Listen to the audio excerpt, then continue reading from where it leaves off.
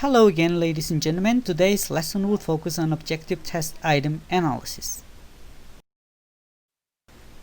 A second important step in test piloting after we have calculated our descriptive statistics is item analysis.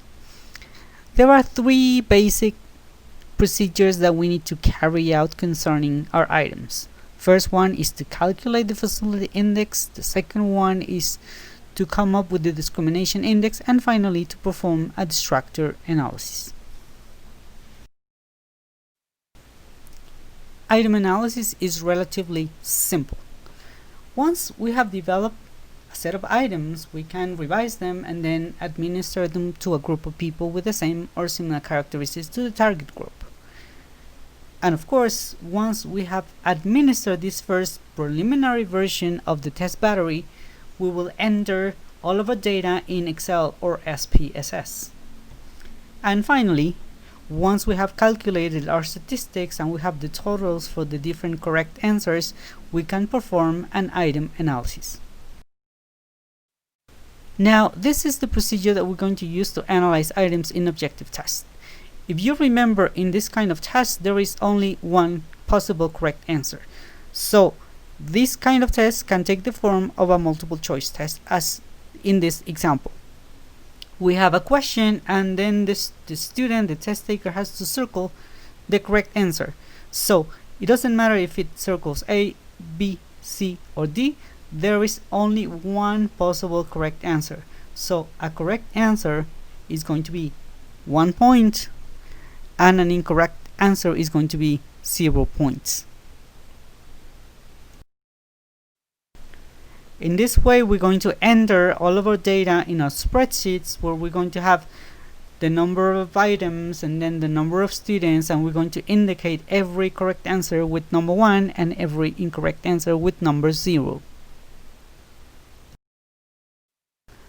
The next step after all of the individual test taker answers have been registered is to calculate the total number of correct answers for test takers and for all of the different items. And then of course, in that moment, we're going to order all of the scores from the highest to the lowest so that we can proceed to our item analysis. The first analysis that we'll carry out is called the facility index, and this refers to the percentage of the students who answer the item correctly. So the formula is very simple. Facility index equals correct answers divided by the number of test takers. One example will be, we have 80 people who answer correctly out of 100, so we divide that and the result is 0.8. That is our facility index for this item. So as we can see, the highest possible facility index is 1, and this will mean that everybody got the answer correct, that the item is very, very easy.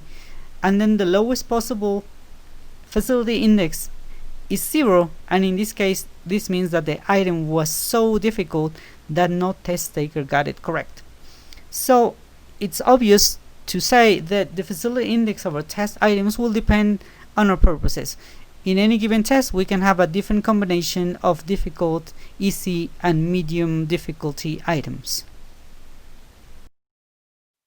Thanks to the facility index, we may vary the level of difficulty of our different tests by selecting easy or difficult items depending on our purposes. And of course, a second advantage is that for different versions of the same tests, we can guarantee that we have the same number of items with the same degree of difficulty. And if you remember, this is something that we call reliability across test versions. Once we have determined the facility index, we can proceed to calculate the discrimination index. Now, to calculate this number, the first thing that we need to do is to organize our test taker scores from the highest to the lowest. Then we're going to have two halves. On the first half, we're going to have the high achievers or the top scorers, and on the lower half, we're going to have the low achievers or low scorers. Now, the logic behind the discrimination index is that test takers who obtain a total high score must also have answered correctly every single individual item.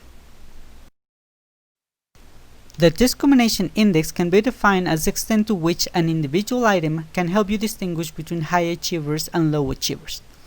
The formula is very simple. Discrimination index equals correct answers in the upper half minus correct answers in the lower half divided by the total number of test takers. One example will be, imagine that in a group of 20 test takers, 8 people in the high group, in the top scorers, got 8 correct answers, and then we got 3 correct answers in the lower group. 8 minus 3 gives me 5, and then if I divide it by 20, which is the total number of test takers, I get 0.25. So the discrimination index for this individual item will be 0.25. It is very important to mention that this discrimination index ranges between 1, which is positive discrimination. That means that all of the students in the top group, all of the high achievers, got the answer correct, and all of the students in the lower group, the low achievers, got the answer incorrect. A value of 0 will mean that the item has 0 discrimination. It doesn't discriminate between high achievers and low achievers. That means that an equal number of people in the low group and the same number of people in the top group got the answer correct. And finally, the worst scenario is that you got a negative discrimination. -1 means that all of the high achievers got the answer incorrect and all of the low achievers got the answer correct. Of course, that will be very illogical. So once you have calculated your discrimination index, you have to make sure that all of your items have different levels of positive discrimination. Because if you get some items with negative discrimination, this will mean that the best students are responding incorrectly to this item and the low achieving students are responding to it correctly. These items should be revised or discarded because there must be something tricky about them. The final step in a basic item analysis is a distractor analysis. Now, a distractor is an incorrect option in a multiple choice item. And of course, it is very important to verify that our distractors work correctly in order to guarantee reliability. I'm going to show you here with one example how we can analyze our distractors. Let's look at the following item. If you blank the bell, the door will have been opened. And we have different options. A would ring, B had rung, C would rung, and D were ringing. Now, if you look at the table, you will see that 3 students in the upper half selected option A, and then 6 students selected option B, which is the correct answer, and then none of the students in the upper half selected option C, and only 1 student selected option D. Let's see what happened in the lower half. 5 low achievers selected option A, and then only 1 student in the lower half selected the correct answer. Then again, no student in the lower half selected option C, and 4 students in the lower half selected option D. So then, once we have calculated this, we can estimate the discrimination index, and of course, for option A, the discrimination index is minus 0.2. For the correct answer, of course, we got positive discrimination. This is good.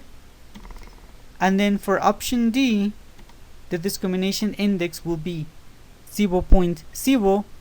And finally, for the option D, the discrimination index will be minus 0.3.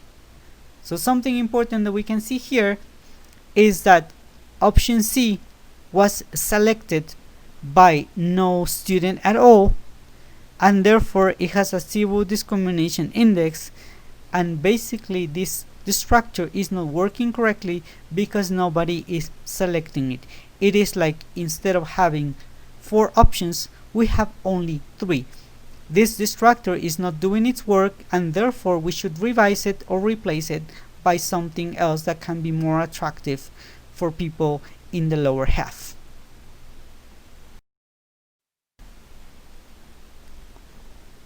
Now, as a conclusion for the distractor analysis, all of a distractor should have negative discrimination. That means that they must be attractive by people in the lower half. Something important to do then, if you find that some of them have positive discrimination, there must be a problem then, they must be tricky, and they should be revised or replaced. And finally, something very important to take into account is that every distractor must be chosen by at least a minimum number of test takers. Because if no one selects a distractor, it is useless. It is not a distractor. So that's all we can say about objective item analysis, and the only thing left for me to do is to wish you good luck with your tasks. See you next time.